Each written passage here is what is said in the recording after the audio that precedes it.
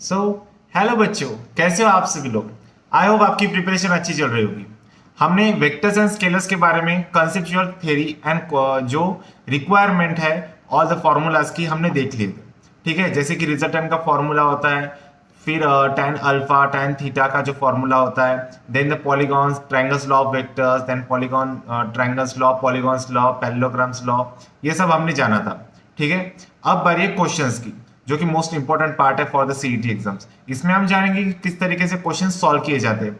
अलग अलग तरीके से कंसेप्ट से क्वेश्चन आएंगे, आपको कंसेप्ट को मर्ज करके क्वेश्चन को सॉल्व करना है। That is the main trick. So without wasting a time हम स्टार्ट करते हैं फर्स्ट क्वेश्चन से। ठीक है, फर्स्ट क्वेश्चन क्या कह रहे हैं, the angle subtended by the vector a, this 4i cap plus 3j cap plus 12k cap with the x axis is, x axis के साथ इस a वेक्टर है, ये a वेक्टर है किसी प्लेन में। ठीक है, तो इस a वेक्टर का with the x axis angle क्या होगा, सबटेंड क्या करेगा ये।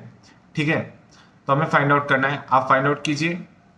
आई am giving you nearly 10 seconds. ठीक है, तब तक आप वीडियो को पॉज कीजिए, आप आंसर निकालिए, देन वीडियो को रिज्यूम कीजिए and starting with the application. Right,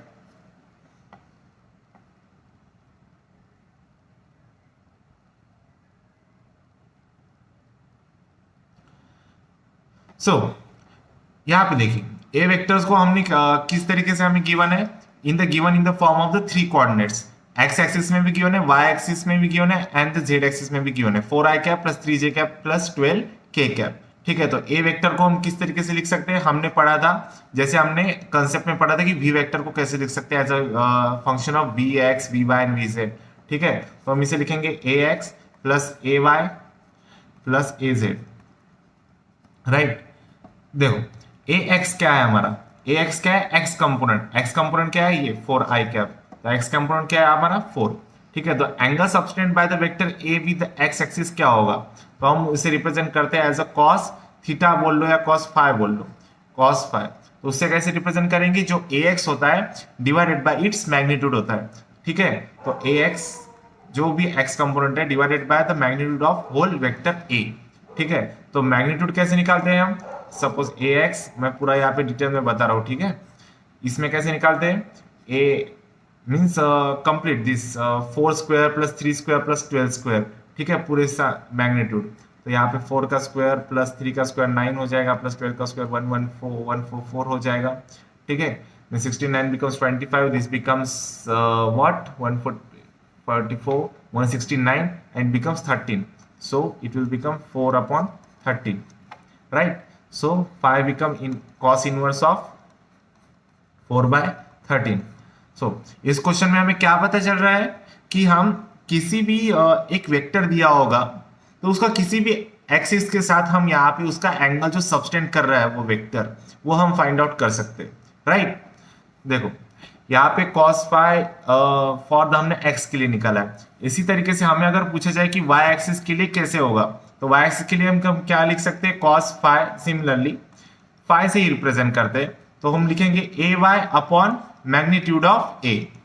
similarly cos phi अगर आपको पूछा गया फॉर द जेड, ये सपोज लो y के लिए, ठीक है, ये हम बोल देते हैं x के लिए। ठीक है, angle subtended with the x axis, angle subtended by the a vector with the y axis, that is a phi y, and phi z is what, angle subtended by the a vector with the z axis। तो ये क्या हो जाएगा, az upon magnitude of a, and az क्या है हमारा यहाँ पर 12, क्या है हमारा यहाँ पर 12 अपॉन मैग्नीट्यूड ऑफ a। ठीक है, ये क्या बन जाएगा a by 3 upon magnitude of a, मतलब कितना हो जाएगा ये 12। अगर निगेटिव में रहा तो आपको निगेटिव में भी लेना होगा। ठीक है, that is the main point, लेकिन तो कॉस के टर्म्स में निगेटिव होता नहीं है। ठीक है, inverse. Right, so moving to the next question. इस क्वेश्चन में कोई डाउट नहीं होगा आई थिंक। ठीक है, yes, so the next question is what is the angle between the resultant of a plus b vector and a cross b vector. ठीक है, देखो हमने कंसेप्ट में पढ़ा था कि सपोज ये a वेक्टर है, आपका a वेक्टर है। ठीक है, ये आपका सपोज कर लो कि ये b वेक्टर है। राइट, वेट, ये बी वेक्टर, ठीक है। तो इसका रिजल्टेंट क्या हो जाएगा, ये ऐसा रिजल्टेंट इसका हो जाएगा कुछ तरीके से ए प्लस बी वेक्टर, ठीक है। ए वेक्टर प्लस बी वेक्टर इस तरीके से बनेगा। और अगर हम ऐसा जाएंगे तो क्या बन जाएगा, बी वेक्टर माइनस ए वेक्टर, ठीक है। लेकिन यहाँ पे ए प्लस बी तो इस तरीके से बनेगा। ये किससे कर रहे हैं हम सॉल्व, पैरेललोग्राम लॉ से, ठीक है। नाउ ए क्रॉस बी क्या होता है, मैंने वेक्टर प्रोडक्ट में बताया था कि अगर ये ए वेक्टर है ये बी वेक्टर है, तो इस तरीके से अगर आप जाओगे इस तरीके से, तो ये जो अपवर्ड डायरेक्शन होती है, ठीक है, तो वो क्या बनती है, ए क्रॉस बी वेक्टर। मतलब अगर ये A suppose low in x में है और बी सपोज लो वाई में है, ठीक है, तो ये एक्स और वाई क्या बन जाएगा, ये ऊपर जाके यहाँ पे जेड एक्सिस में ए क्रॉस बी बन जाएगा। क्या बन जाएगा, equals to a cross b बन जाएगा। और a प्लस बी जो है, ठीक है, ये x में ले लो, ठीक है, आप y में भी ले सकते हो, wait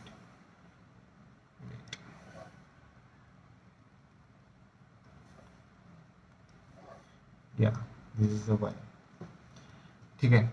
so this is in the x y plane, ठीक है। a प्लस बी वेक्टर किस में है, एक्स वाई प्लेन में। एक्स वाई प्लेन से z, इन दोनों के बीच में एंगल क्या होगा, बता पाओगे डायरेक्टली, कितना होगा, π/2। देखते हैं आंसर क्या है। See what is the answer, π/2 radians, 90 degree. How we find it out, हमें ये सारे अल्टरनेट सॉल्यूशन की तरफ जाना ही नहीं है। That's why I am continuously saying to you कि हमें सॉल्यूशन की तरफ भागना नहीं है। सॉल्यूशन आपको हर बुक में अलग अलग तरीके से मिलेगा, बट आप क्वेश्चन को किस तरीके से सॉल्व करोगे, that is the important point here, कि आप क्वेश्चन को किस तरीके से आप देखते हो, ठीक है। जैसे मैंने कंसेप्ट में बताया था, हमने शॉर्ट में कंसेप्ट रिवाइज किए थे, लेकिन मैंने ये पॉइंट अच्छे से बताया था कि ए प्लस बी वेक्टर क्या होता है। That's why I am telling you, अगर आपने ये वीडियो देखने से पहले अगर कंसेप्ट का वीडियो नहीं देखा है, तो आपको वो वीडियो पहले देखना है और उसके बाद यहाँ पे क्वेश्चंस के लिए आना है, राइट। सो ए प्लस बी वेक्टर मैंने कहा था कि एक सेम प्लेन में होता है, ठीक है, ए प्लस बी। मैंने a माइनस बी कैसे होता है ये भी बताया था पैरेललोग्राम लॉ से, ठीक है। एंड a क्रॉस बी ये भी बताया था, और a डॉट बी ये भी बताया था, ठीक है। और सेम प्लेन में अगर रहा तो जीरो होता है क्रॉस प्रोडक्ट, ये भी बताया था। सो जिसने भी वो अच्छे से समझा होगा या इस कंसेप्ट को अच्छे से जाना होगा, that can give the answer with in a seconds, ठीक है। तो इस क्वेश्चन का आंसर π/2 रेडियन होगा, right. Any doubts,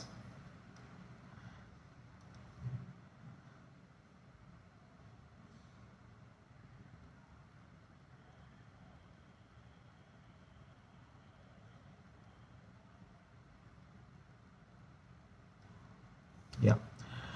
The next question is here, question number 3.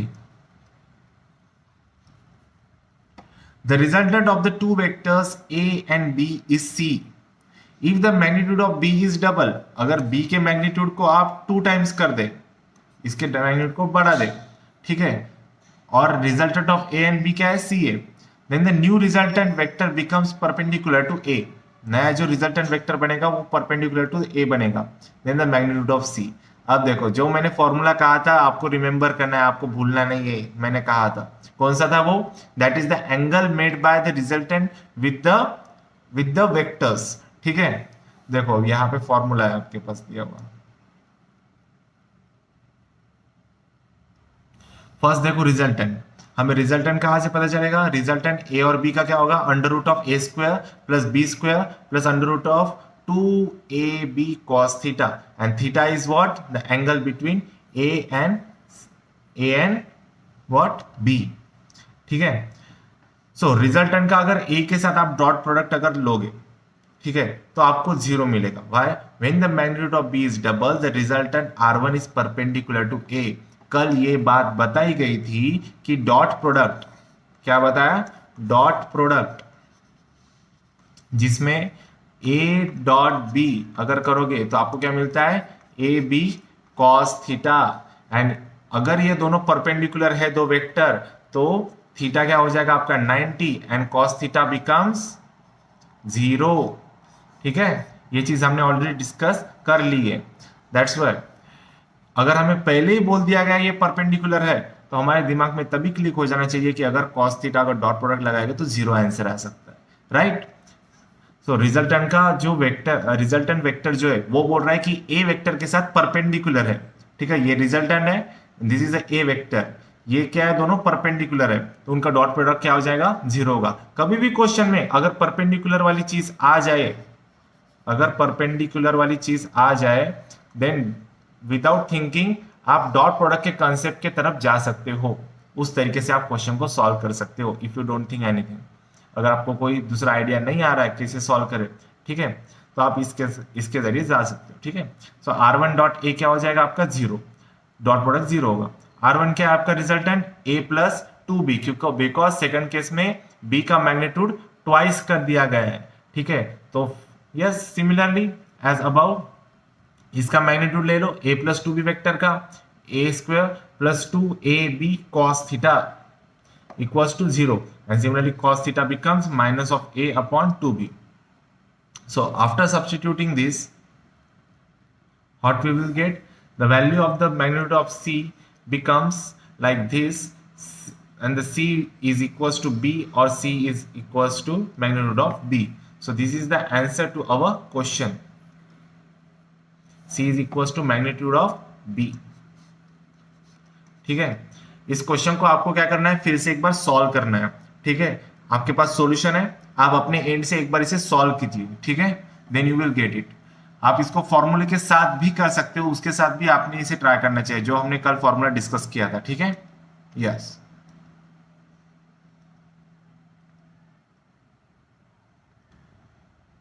so the next question is about the two vectors of the same magnitude have a resultant, two vectors of the same magnitude, जिनका same magnitude है, have a resultant equal to either of the two vectors, जिसका जो resultant है वो दोनों vector में से किसी एक वेक्टर के इक्वल है, ठीक है। The angle between the two vectors will be, suppose ये वेक्टर्स है a, दिस a वेक्टर, ठीक है, एंड सपोज कोई वेक्टर है आपके पास b, ठीक है, जिनका मैग्नीट्यूड क्या है, सेम है दोनों वेक्टर का, ठीक है, have a resultant equal to either of the two vector, ठीक है। देखो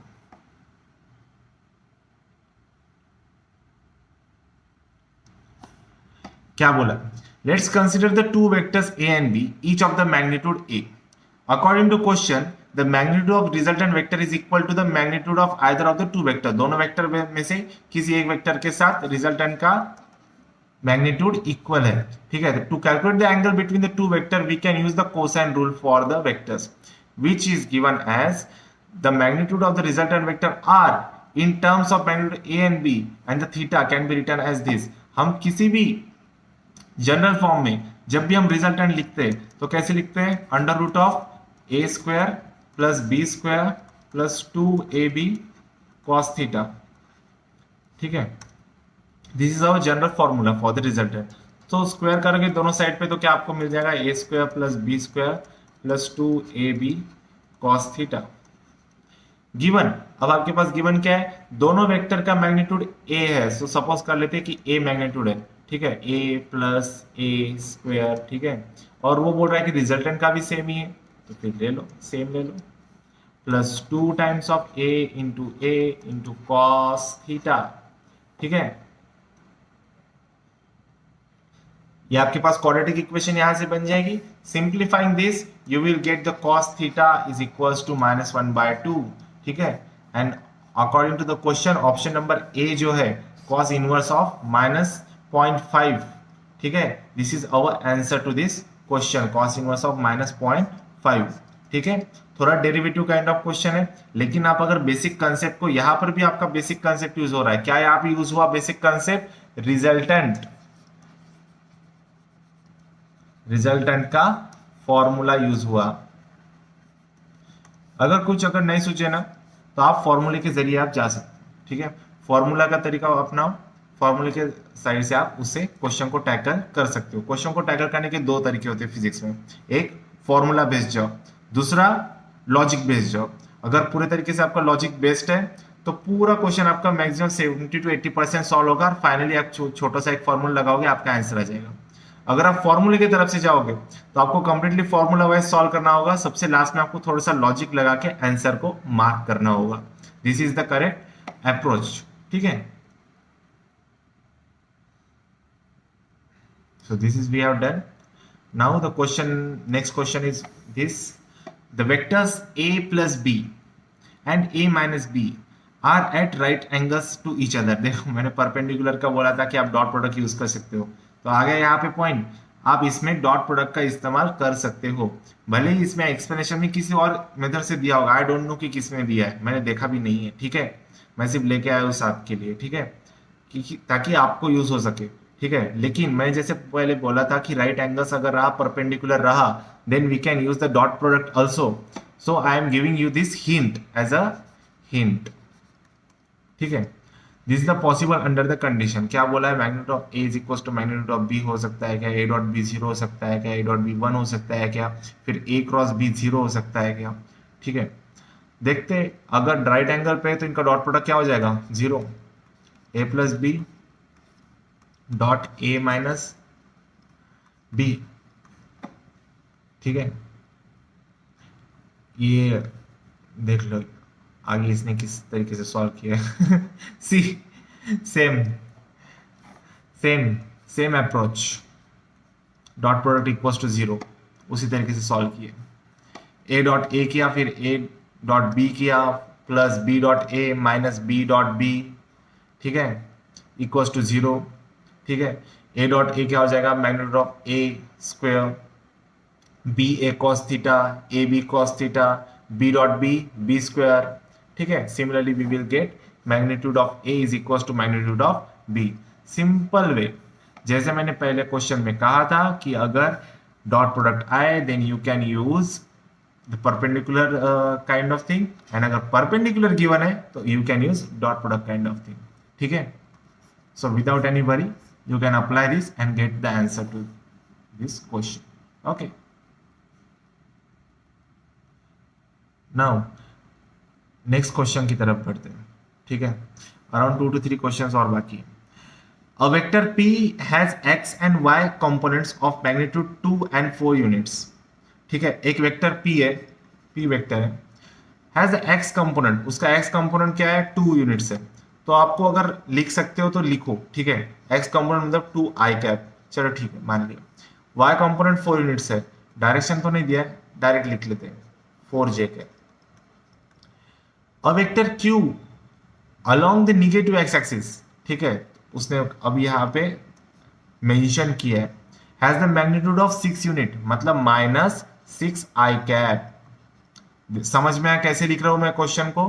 ठीक है, क्वेश्चन ये देखो, अब इस तरीके का क्वेश्चन में आप लॉजिक नहीं लगा सकते मैक्सिमम तरीके से. ठीक है, इसमें आपको इस क्वेश्चन को डाटा के फॉर्म में उतारना पड़ेगा पहले. ठीक है, तो इस क्वेश्चन को डाटा के फॉर्म में कैसे उतारे?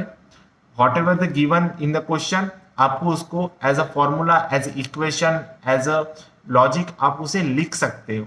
ठीक है, तो आपको लिखने की हैबिट बनानी है. Right, so the vector q minus P, simple question है, q माइनस पी कर दो, क्या हो जाएगा? मेन इसने कंसेप्ट क्या चेक किया कि आपके पास क्वेश्चन में जो गिवन डाटा है उसको आप कैसे फाइंड आउट करके फॉर्मुलेट कर दो. Right, so minus 6 i cap minus 2 i cap minus 4j cap, क्या बचेगा? Minus 8 i cap minus 4j cap. ठीक है, equals to minus 4 times of 2 i cap plus j cap. Right, यही होगा ना? हाँ, 2i cap plus j cap minus 4. Option d is the correct answer to this question. देख लेते explanation कैसे दिया गया है. सिंपल, ये सिंपल सा क्वेश्चन था. अगर आप क्वेश्चन को अच्छे तरीके से पढ़ोगे and you can take the data from the question, you can easily crack it. Right, now moving to the next question. ऐसे तरीके के क्वेश्चन होते हैं पेपर्स में. अगर आप थोड़ी सी प्रैक्टिस अगर करो और एमसीक्यूज या मॉक्स दो, then you can easily crack this exam. Right, P and Q's are the two non-zero vectors inclined to each other at an angle of theta. दो non-zero vectors है, मान लेते. एक P मान लिया, एक Q मान लिया, जिसके बीच में एंगल थीटा है. Right, P and Q are the unit vectors. अब पॉइंट आ गया. क्या बोला इसने? Both are the unit vectors, means P vector का मैग्नीट्यूड क्या है? 1. क्यू वेक्टर का मैग्नीट्यूड क्या है 1। ये लिखो, जैसे पढ़ा वैसे लिखो, ठीक है। The component Q in the direction of Q will be, ठीक है। मैंने उस दिन कहा था डॉट प्रोडक्ट में कैसे होता है। अगर पी और क्यू में अगर पूछ रहा है dot product P dot Q, तो पी का जो direction in the terms of Q क्या होगा, that is the dot product, ठीक है। सो component of q in the direction of q will be, see what the explanation is given. Let the two vectors p and q are represented by the graph qp with a vector in the direction of p. I think इसमें something typo error है। Direction of I think यहाँ पे p होना चाहिए, क्योंकि q का ही q के direction में कैसे आप फाइंड आउट करोगे। Wait, I will change it.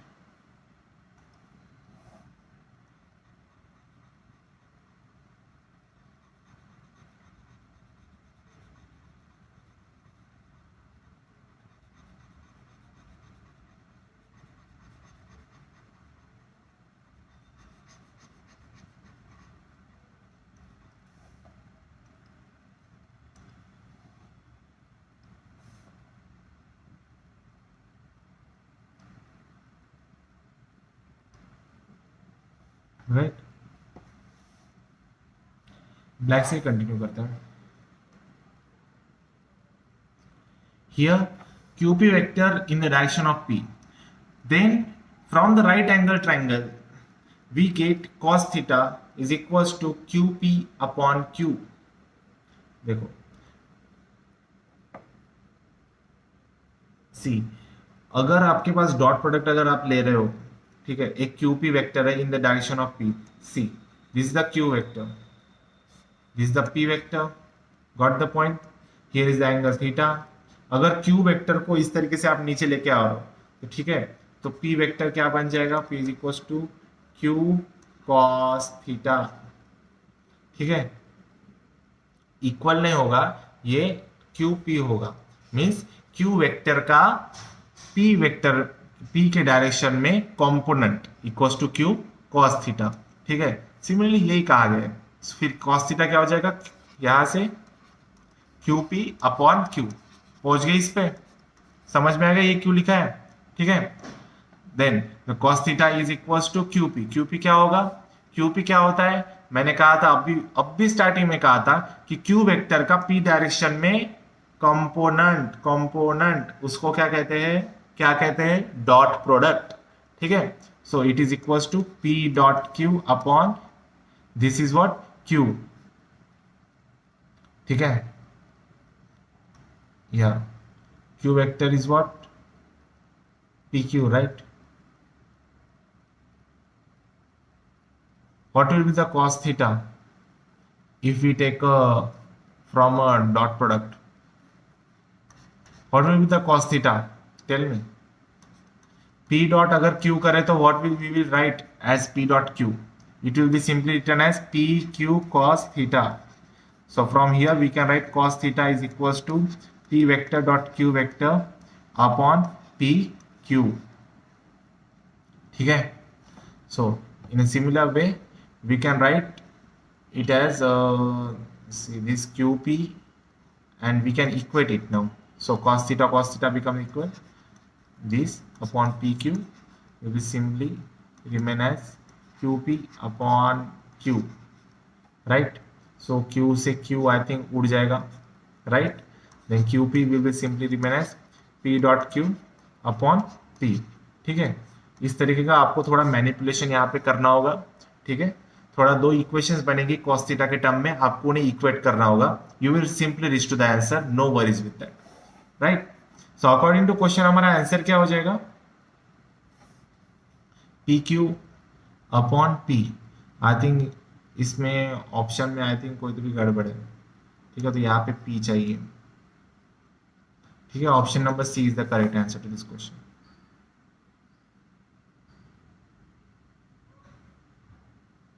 अच्छा, हमें QP पूछा है ना, या then see this is the P dot Q upon P, we have ask about the QP, ठीक है। There is no problem with the options. As the given p is the unit vector, ठीक है, तो p is a unit vector, तो unit vector को कैसे हम बोलते हैं, p vector upon magnitude of p, जैसे हमने कल नोट्स में पढ़ा था, ए वेक्टर के बारे में हमने पढ़ा था, वहां पे ए वेक्टर के फॉर्म में दिया गया था। सो दिस p वेक्टर, देखो यहाँ पे हमने क्या लिखा है, p वेक्टर अपॉन p, दिख गया ये, दिख गया ये क्या है यहाँ पर, p vector upon p, what is this, what is this, is the unit vector, so we can also write it as, answer हमारा सही है, आंसर में कोई प्रॉब्लम नहीं है, लेकिन ऑप्शन मैच नहीं कर रहा था, हमें लगा कि ऑप्शन रॉन्ग है, ऑप्शन रॉन्ग नहीं है, वहां पे हम यूनिट वेक्टर के फॉर्म्स में भी लिख सकते हैं। ये क्या है यहाँ पे, इसे हम यूनिट वेक्टर कहते हैं, p unit vector p into q। So option हमारी इस तरीके से, क्या कौन सा ऑप्शन सही हो जाएगा हमारा,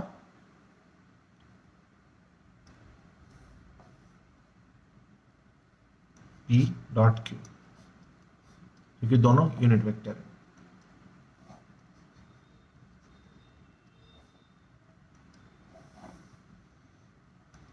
सो let us move to the, I think this is हमारा लास्ट क्वेश्चन होगा ये वाला, या ये last question, the resultant r of p and q is perpendicular to p। देखो फिर से परपेंडिकुलर वाली चीज आ गई, ठीक है, इसमें भी हम क्या यूज करेंगे, डॉट प्रोडक्ट यूज करेंगे। Also magnitude of p is equal to magnitude of r, क्या बोला, magnitude of p is equal to magnitude of r, angle between p and q will be. अब भी हमने क्वेश्चन को solve किया है, this is the homework question for you, same question अब भी हमने सॉल्व किया है, उसी के कंसेप्ट को यूज करो, you can simply reach to this answer. आपके पास एक्सप्लेनेशन है, आपके पास सॉल्यूशन आपको मिलेगा, आपको इस क्वेश्चन को गो थ्रू करना है, आपको खुद होमवर्क लेके ये क्वेश्चन को सॉल्व करना है। सो इस तरीके से हमने जो स्केलर्स एंड वेक्टर्स के जो थियरी कंसेप्ट्स एंड न्यूमेरिकल्स है वो हमने प्रैक्टिस कर लिए, हमारा ये चैप्टर ओवर हो चुका है। नाउ फ्रॉम योर एंड आपको MCQs from the previous years आपको सॉल्व करने, देन मॉक टेस्ट अटेम्प्ट करने।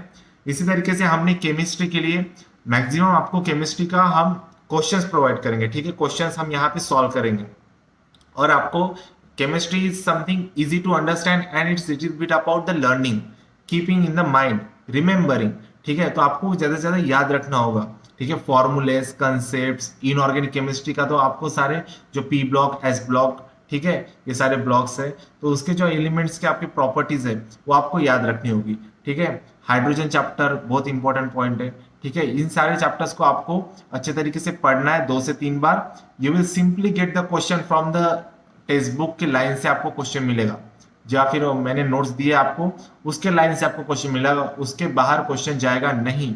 So what you can do for the chemistry, आपको 2 बार आपकी जो टेक्स्ट बुक है उसे एक बार टेक्स्ट बुक से पढ़िए, एक बार नोट से पढ़िए, अंडरलाइन कीजिए इंपॉर्टेंट कंसेप्ट्स को, देन फिर से उसे रिवाइज कीजिए एक बार, you will be get full marks in the chemistry, ठीक है। और उसके बाद फिजिकल केमिस्ट्री के लिए most important for the physical chemistry, यहाँ पर आएंगे, पूरे क्वेश्चंस को सॉल्व करेंगे, इसलिए मैंने थ्योरी लेक्चर्स केमिस्ट्री के हमने थोड़ा वाइंड अप तरीके से किया है, उसमें आपको न्यूमेरिकल्स, उसमें हम न्यूमेरिकल्स प्रैक्टिस करेंगे, ठीक है।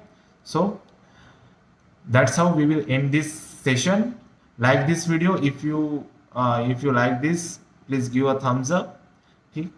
Share this video with your friends, subscribe to this channel. Thanks for watching, bye bye.